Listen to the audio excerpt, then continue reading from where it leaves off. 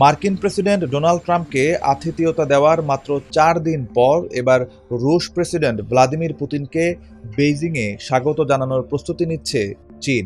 এই সফরকে ঘিরে আন্তর্জাতিক কূটনীতিতে নতুন করে গুরুত্ব পাচ্ছে শি জিনপিংয়ের দেশ। ১৭ মে চীনের রাষ্ট্রীয় গণমাধ্যম জানিয়েছে, পুতিনের আসন্ন সফরের আগে শি ও পুতিন একে অপরকে অভিনন্দনপত্র পাঠিয়েছেন। সেখানে চীন ও রাশিয়ার সম্পর্ক ক্রমাগত গভীর ও আরও শক্তিশালী হয়েছে বলে জানান শি। পাশাপাশি এই বছর দুই দেশের কৌশলগত অংশীদারত্বের ৩০ বছর পূর্তি হচ্ছে।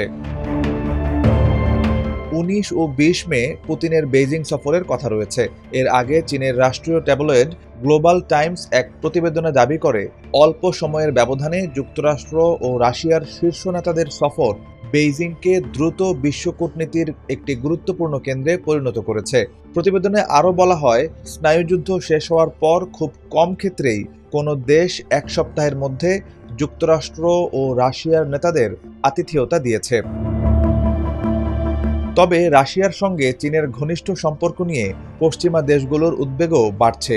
বিশেষ করে ২০২২ সালে ইউক্রেন যুদ্ধ শুরু হওয়ার পর থেকে চীন রাশিয়াকে অর্থনৈতিক ও কূটনৈতিকভাবে সমর্থন দিচ্ছে বলে অভিযোগ রয়েছে। পশ্চিমা বিশ্লেষকদের মতে এই সমর্থন রাশিয়াকে যুদ্ধ চালিয়ে যেতে সহায়তা করেছে। শি জিনপিং ও পুতিন এখন পর্যন্ত ৪০ বারের বেশি বৈঠক করেছেন। ২০২২ সালের পর থেকে চীন রাশিয়ার বাণিজ্য রেকর্ড পরিমাণে বেড়েছে। বর্তমানে রাশিয়ার মোট রপ্তানির বড় একটি অংশ কিনছে চীন।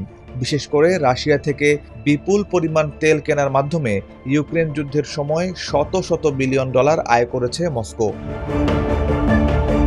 গবেষণা প্রতিষ্ঠান centre for research on energy and clean এয়ারের তথ্য অনুযায়ী ইউক্রেন যুদ্ধ শুরুর পর চীন রাশিয়া থেকে ৩৬৭ বিলিয়ন ডলারের বেশি মূল্যের জীবাশ্ম জ্বালানি কিনেছে। এতে আরও শক্তিশালী হয়েছে চীনের জ্বালানি নিরাপত্তা। বিশেষ করে মধ্যপ্রাচ্যের উত্তেজনার কারণে হরমুজ প্রণালী দিয়ে তেল পরিবহন ঝুঁকিতে পড়ার বিষয়টি আরও গুরুত্বপূর্ণ হয়ে উঠেছে। বিশেষজ্ঞদের মতে শি পুতিন বৈঠকে তাইওয়ান ইস্যুও গুরুত্বপূর্ণ হতে পারে। ভবিষ্যতে কোনো সংঘাত হলে যেন জ্বালানি সরবরাহ বন্ধ না হয়, সেজন্য চীন রাশিয়ার সঙ্গে আরও জ্বালানি চুক্তি করতে চাইছে। এদিকে রাশিয়া দীর্ঘদিন ধরে চীনকে power of Siberia ২ gas pipeline প্রকল্প এগিয়ে নেওয়ার জন্য চাপ দিচ্ছে। এই প্রকল্প চালু হলে দুই দেশের মধ্যে গ্যাস সরবরাহ আরও অনেক বাড়বে।